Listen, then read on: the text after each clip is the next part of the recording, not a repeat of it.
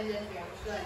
Light-dependent reaction is the first stage of photosynthesis, and it needs sunlight to happen. The light-dependent reaction is the part of photosynthesis that uses light energy from the sun to make ATP and NADPH, which are energy-carrying molecules. It also displays water to release oxygen as a byproduct. So, karon magdula mi sa bayuman, ano na mo ang process sa light-dependent reaction. So the light-dependent reaction happens first at the thylakoid membrane of this class. So now, let's zoom in to the thylakoid membrane to see how the light reaction works. So this is the thylakoid membrane as follows. Notice the locations of stroma and thylakoid space. Now, we'll watch the animation of the light-dependent reaction. Pay close attention because you will soon need to perform the reactions on your own. So, animation of the light-dependent reaction. Pay close attention because you will soon need to perform the reaction on your own. So, photolysis step 1. Light strike chlorophyll in the photosystem 2. This causes electrons to become excited gain energy. So, if light hits sa photosystem 2, ang green pigment in photosystem 2 mag-excite siya of some chlorophyll electrons to give siya an extra energy. So, they can give the molecule. So, this excites electrons that leave photosystem 2 and begin to travel down the proteins of the electrons transport chain. So, photolysis step 2. Water is split to replace electrons lost by photosystem 2. This also produces hydrogen ions or H+ and oxygen. So, if ang water split sa electrons, nag-cause siya, nag-cause of chlorophyll loss, electrons, kaya nag-need siya of replacement. So, ang electrons is muna siya nag-replace the one lost, and hydrogen ions, which is nag-help siya sa ATP, and the oxygen is nag-release siya of air as a byproduct.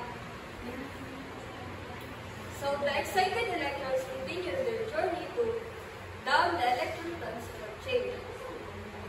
As the electrons travel down the chain, their energy is used to pump hydrogen ions or protons across the membrane into the thylakoid space.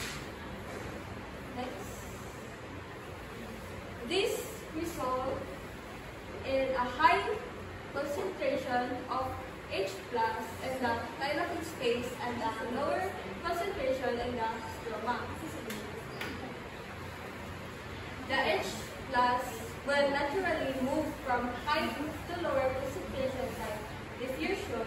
The only place on the membrane that leaves H+ through is a protein called ATP synthase.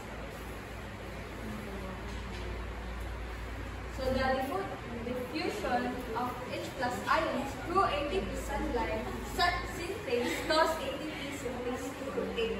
This rotation allows ATP synthase to produce ATP. So ang ATP is the ratio of H+ ions inside the thylakoid that creates siya as a proton gradient.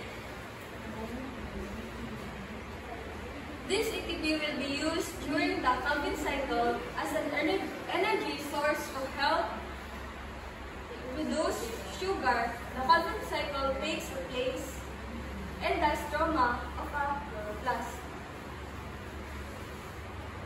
Now, let's return to our electrons and finish their journey down the electrons chain. The electrons continue down the electrons transport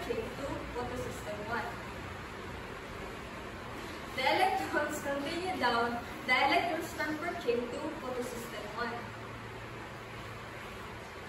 Light strikes photosystem 1, causing the electrons to get its sides again. These excited electrons then continue down a second electron transfer chain. The electrons are used to reduce NADP plus from the NADPH. NADPH is an electron carrier.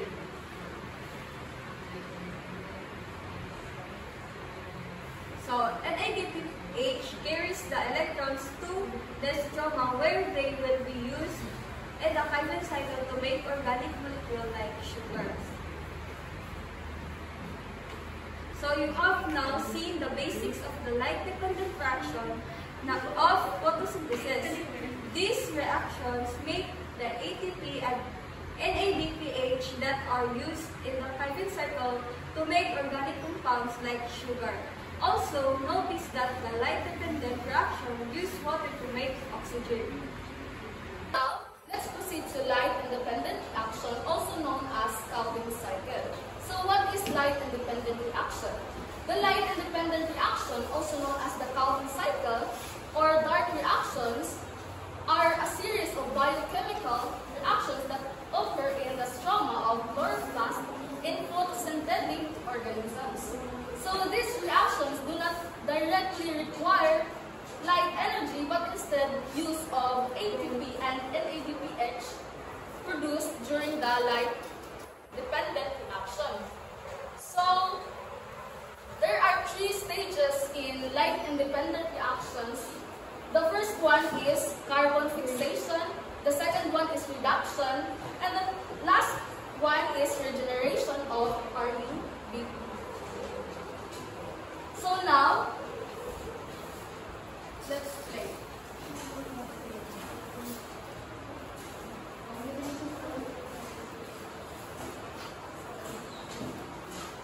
So let's tackle first what is carbon fixation. So carbon fixation is a critical process in photosynthesis where plants, algae, and some bacteria convert atmospheric carbon dioxide or CO2 into organic compounds like glucose, which is the primarily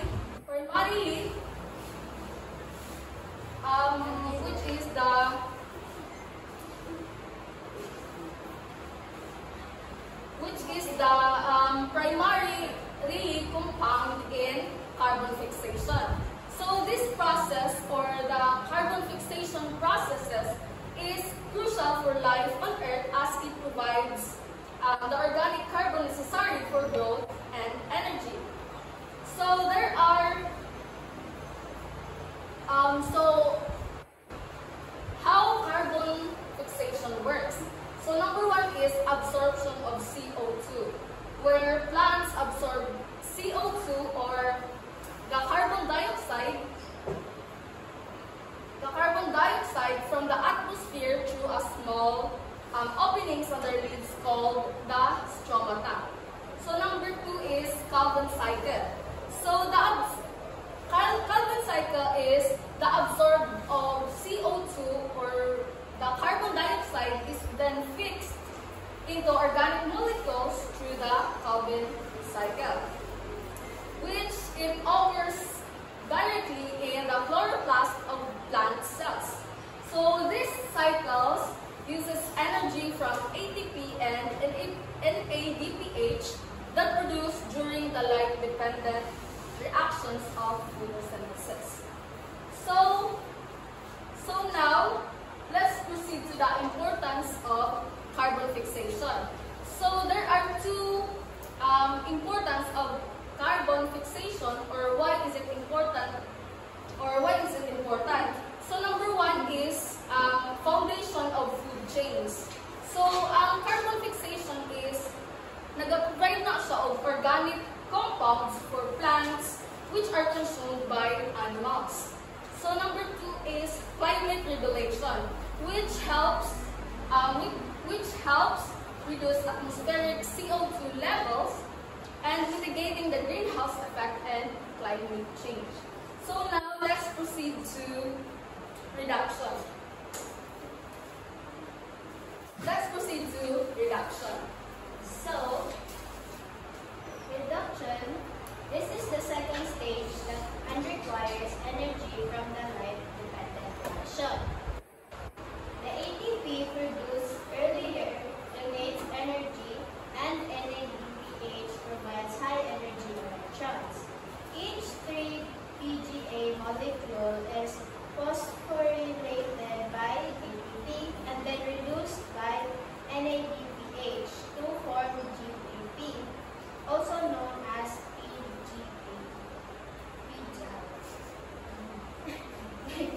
Equation to this is 3-PGA plus ATP and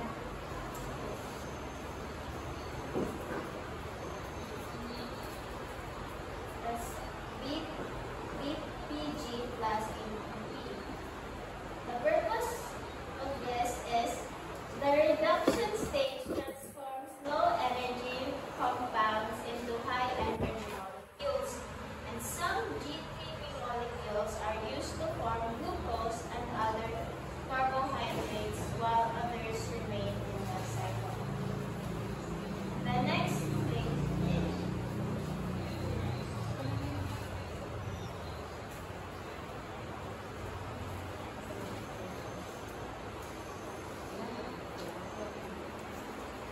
So now, let's proceed to the last stages of Calvin cycle, also known as light-dependent reaction. So, this is the final stage of the Calvin cycle. And the remaining G3P molecules are rearranged to series of reaction to generate RUBP. So, the CO2 is the acceptor molecule.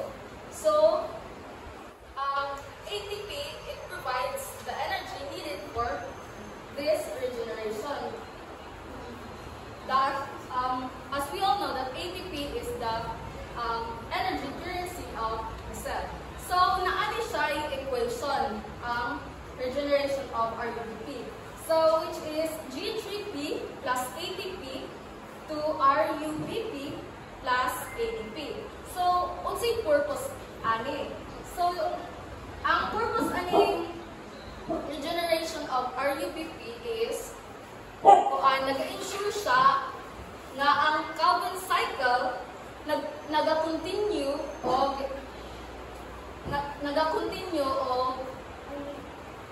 so this stage ensure that Calvin cycle continues indefinitely, as RUBP must be generated for more CO2 to be fixed.